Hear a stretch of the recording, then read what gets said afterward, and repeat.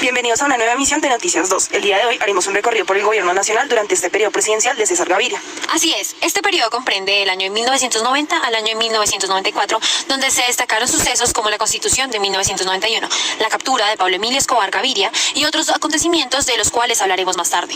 Empecemos. La reforma constitucional realizada en el año 1991 se la debemos al esfuerzo del gobierno de turno, ya que apoyó y aprobó nuestra Constitución, la cual es más incluyente en aspectos sociales y se respetan los derechos de más comunidades de nuestro país.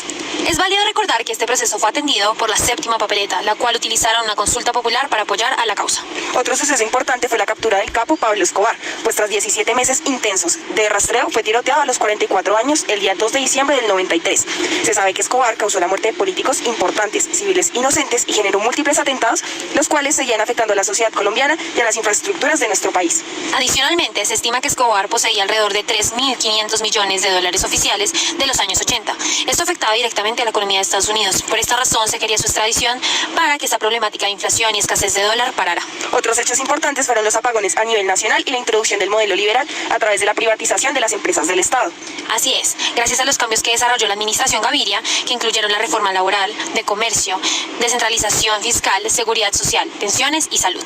Aunque no todo es color de rosa, la apertura económica perjudicó los sectores manufactureros y agrícolas, debido a la baja de precios de los productos nacionales.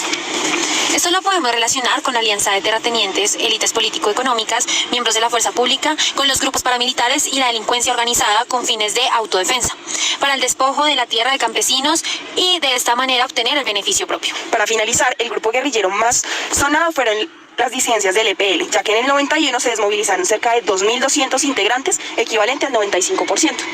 Esto fue todo por el día de hoy. Nos vemos en el próximo capítulo. Esto fue Noticias 2. Gracias.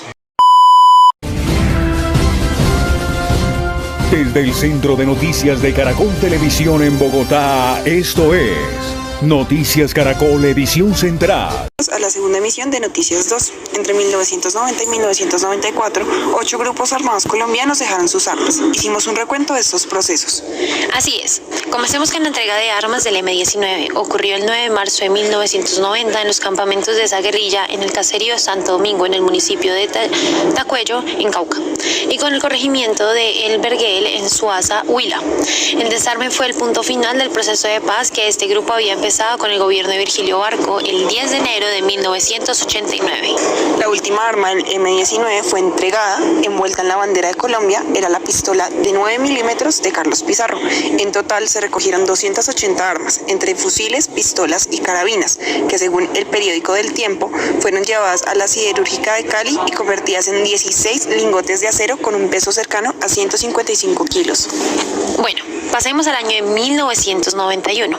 Los guerrilleros del Partido Revolucionario de los Trabajadores, PRT, grupo armado que se asentó en la costa atlántica, dispararon sus últimas balas el 25 de enero de 1991 en la población de Don Gabriel, municipio de Ovejas, en Sucre. El acuerdo de paz firmado ese día estableció que las armas serían arrojadas al mar frente a miembros del gobierno, una comisión de la Asamblea Nacional Constituyente y negociadores del PRT.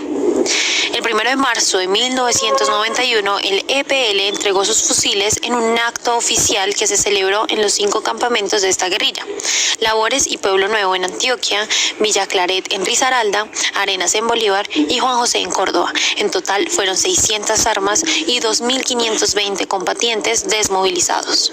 Pasemos a 1992. De la facción del EPL que se había desmovilizado en 1991, aún quedaba un ala a la guerra para 1992. Ese frente era conocido como los Comandos Ernesto Rojas, o CERO, una agrupación que decidió sumarse al desarme del EPL, pero un año después. Para expresar su voluntad de paz, los CER acudieron al creado movimiento Esperanza, Paz y Libertad con el fin de acercarse a dialogar con el gobierno. Así las cosas, el 20 de marzo de 1992, los guerrilleros suscribieron su desarme y desmovilización, entregaron las armas en un acto confidencial en el que éstas se fundieron.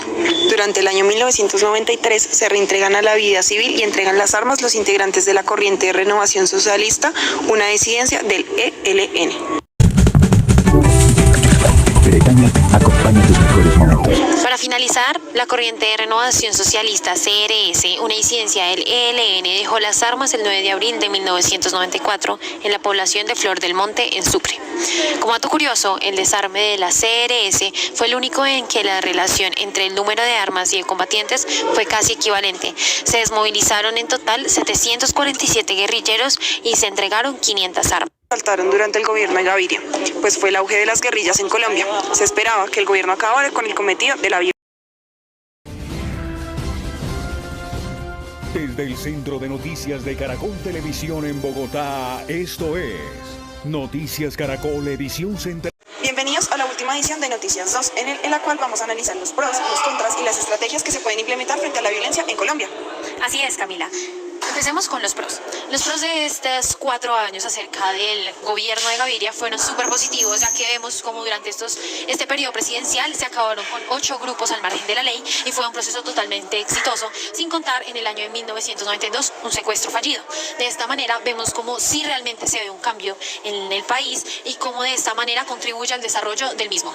En cuanto a los contras, se puede decir que la población aún no cree en el desarrollo de acuerdos de paz con los grupos que aún no han pactado un diálogo con el gobierno. Se espera la creación de algún tipo de organización o empresa que genere diálogos con el gobierno colombiano. De esta manera generar tratados y acuerdos que contribuyan y podamos ver cómo se siguen analizando estas gráficas de acuerdo a través de los años. El ELN, por su parte, es uno de los grupos de las disidencias que sigue actualmente en el país y con el cual se busca que sea finalmente terminado.